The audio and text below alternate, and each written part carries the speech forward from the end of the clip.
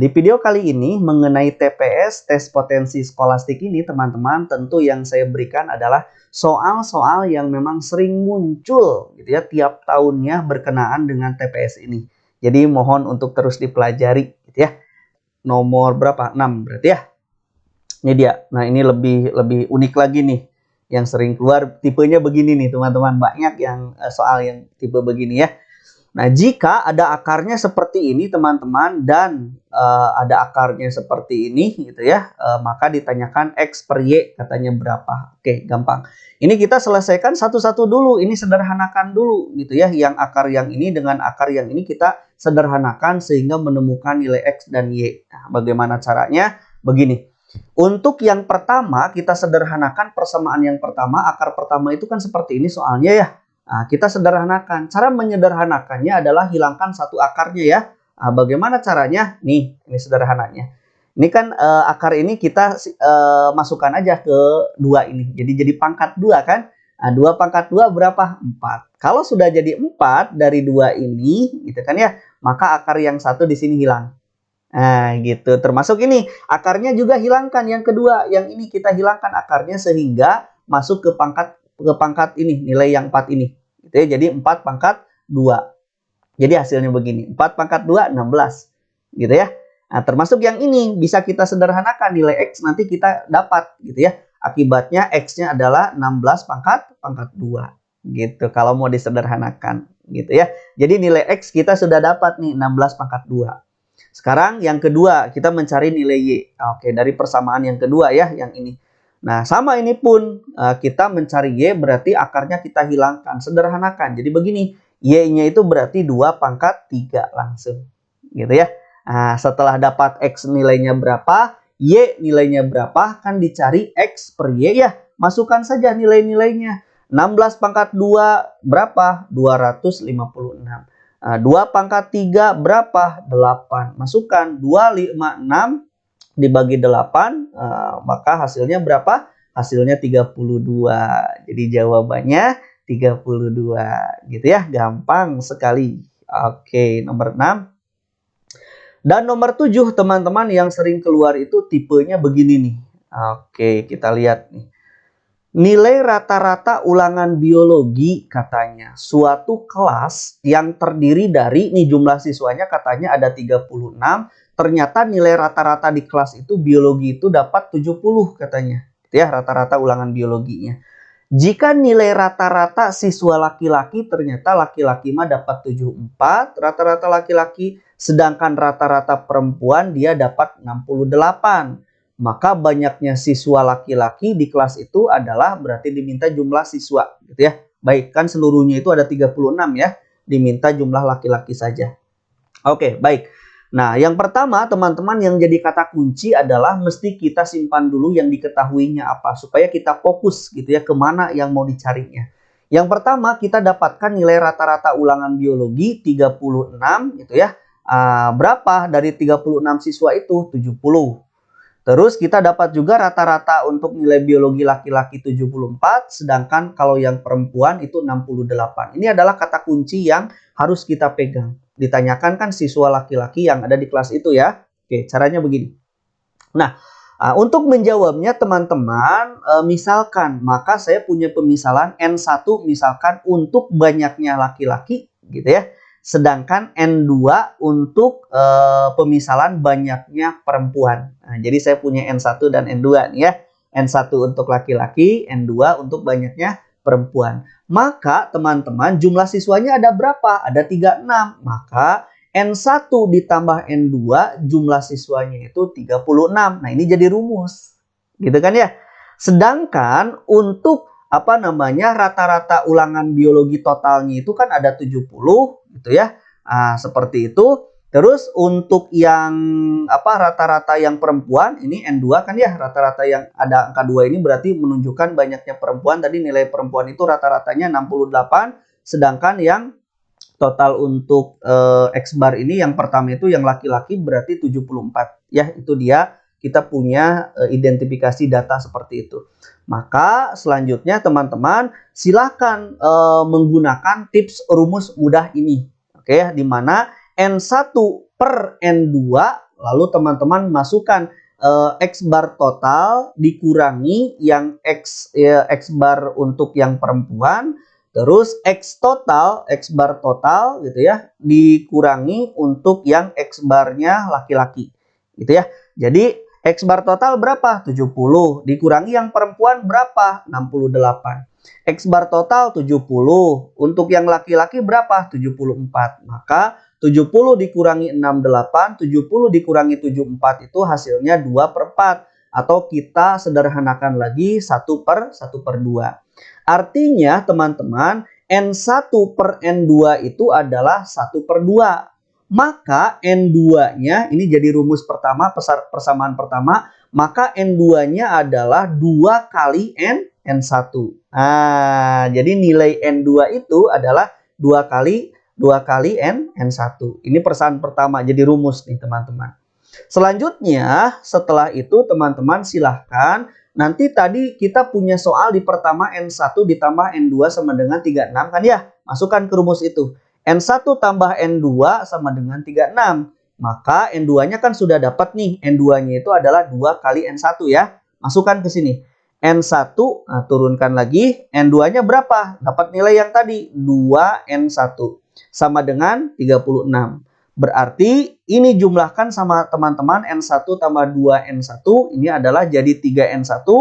36. Maka N1-nya 36 dibagi 12 hasilnya 12. Jadi laki-laki di situ jumlahnya dari 36 laki-laki itu berjumlah 12 siswa. Gitu ya, gampang.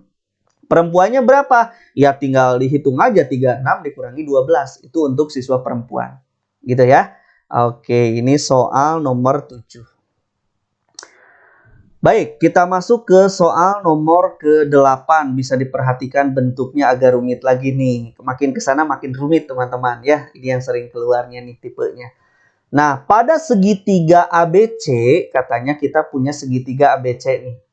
Nilai AB katanya 3, nilai BC 4, dan nilai AC katanya ada 6. Ya nilainya. Manakah hubungan yang benar antara kuantitas X dan Y berikut berdasarkan informasi yang diberikan? Oke, berarti yang diminta adalah hubungan yang benar gitu ya, antara X dengan Y ini. Oke, baik. Caranya begini teman-teman. Nah, saya punya kode atau punya data seperti ini sesuai dengan soal teman-teman ya, di mana AB 3, BC 4, juga AC hasilnya 6 segitiga ABC ini ya. Nah, di mana X itu katanya dia, ingat-ingat teman-teman, X itu adalah tinggi untuk segitiga AB, gitu ya. Ini maaf, segitiga, gitu ya. Dan Y adalah untuk tinggi segitiga AC. Nah, kalau saya sudah punya data seperti ini, maka teman-teman, cara menghitung luas segitiga, ingat bahwa setengah dikali alas dikali tinggi, gitu kan ya. Itu untuk menghitung luas dari segitiga. Setengah kali alas kali tinggi. Nah, untuk luas yang pertama, teman-teman, L1 gitu ya, maka teman-teman setengah dikali AB gitu ya, setengah dikali yang pertama yang ini ya, dikali yang AB yang ini nih, segitiga yang AB nih. Oke, setengah dikali AB dikali tinggi dari AB-nya itu sendiri. Jadi setengah dikali alas AB yang ini ya, alasnya adalah AB. Tingginya tinggi AB, jelas. Maka yang kedua, L2-nya, ini sama dengan, maaf ya, ini sama dengan, L2-nya sama dengan setengah AC, jadi setengah dikali alas, alasnya adalah alas AC, dikali tingginya adalah tinggi AC. Gitu ya, itu adalah untuk luas yang pertama dan luas yang kedua. Cara menghitungnya seperti itu. Maka L1 dia sama dengan L2. Nah, tinggal teman-teman masukkan, gitu ya, rumusnya tadi. Nah, setengah dikali AB-nya berapa? AB-nya tadi sudah dapat, kita nilainya ada 3, masukkan 3. Gitu ya. Tingginya apa tingginya? Kita misalkan X gitu ya. Nah, tadi kan belum diketahui ya. Ini dia X. Terus yang L2 setengah kali alas AC. AC berapa? AC dapat 6 kali 6. Lalu tinggi AC apa? Y. Kita lambangkan dengan Y. Maka hasil perhitungannya teman-teman, setengah kan bisa kita coret ya. Ini dia 3 dengan 6.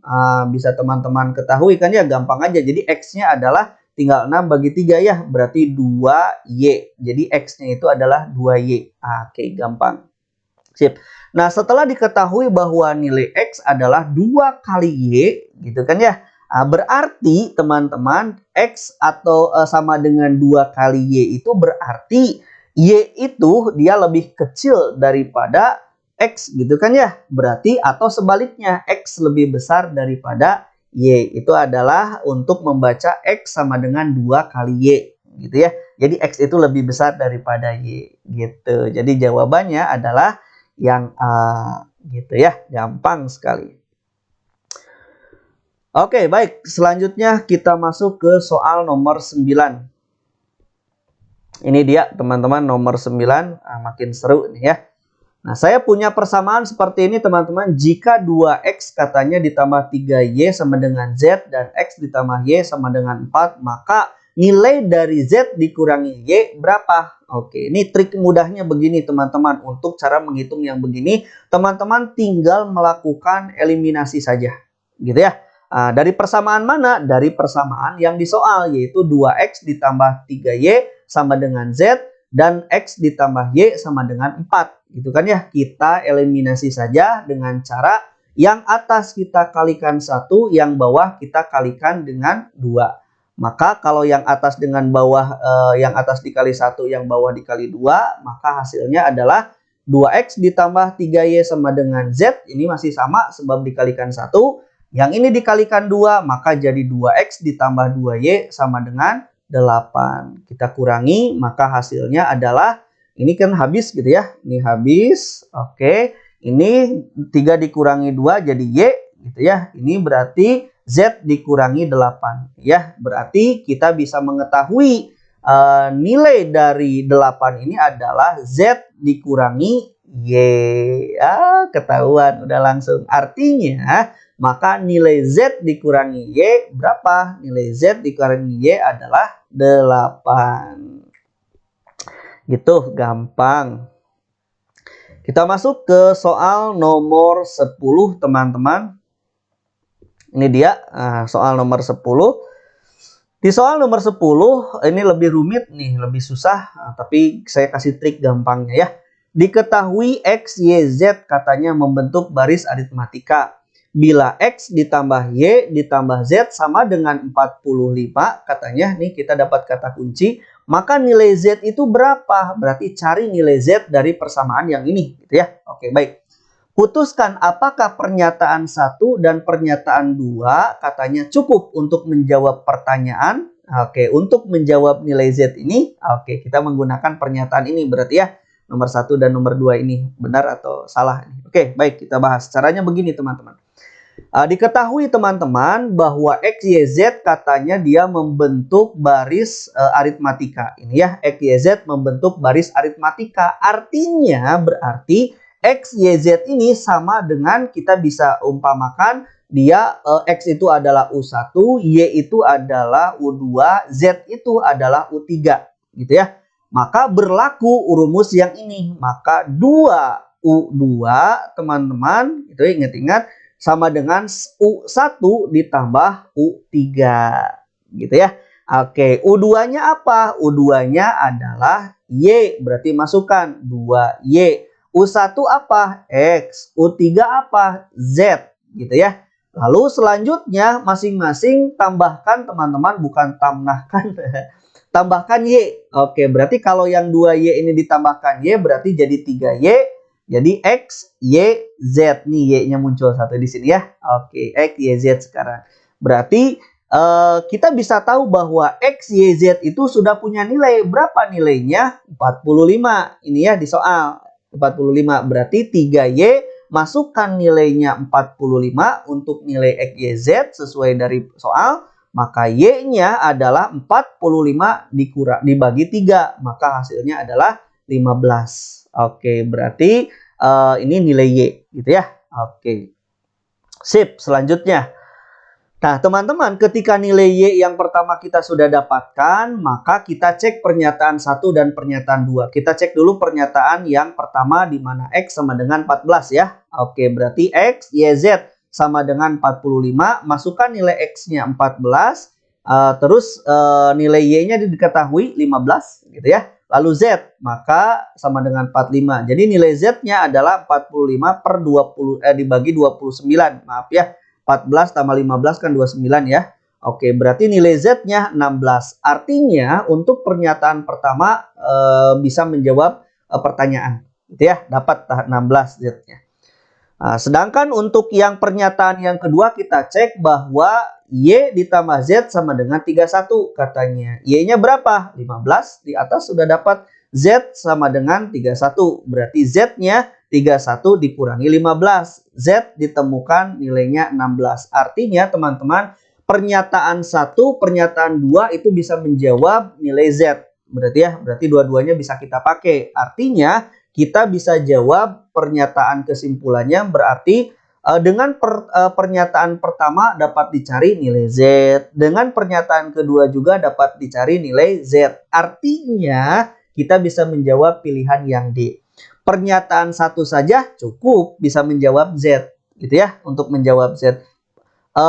Pernyataan dua saja cukup juga sebab kejawab 16. Gitu ya, jadi jawabannya adalah yang D. Yang lainnya tidak bisa masuk ke pernyataan dari sesuai dengan yang kita hitung ini. Jadi dua-duanya bisa jadi solusi kalau yang ini ya. Oke, sip. Jadi D jawabannya.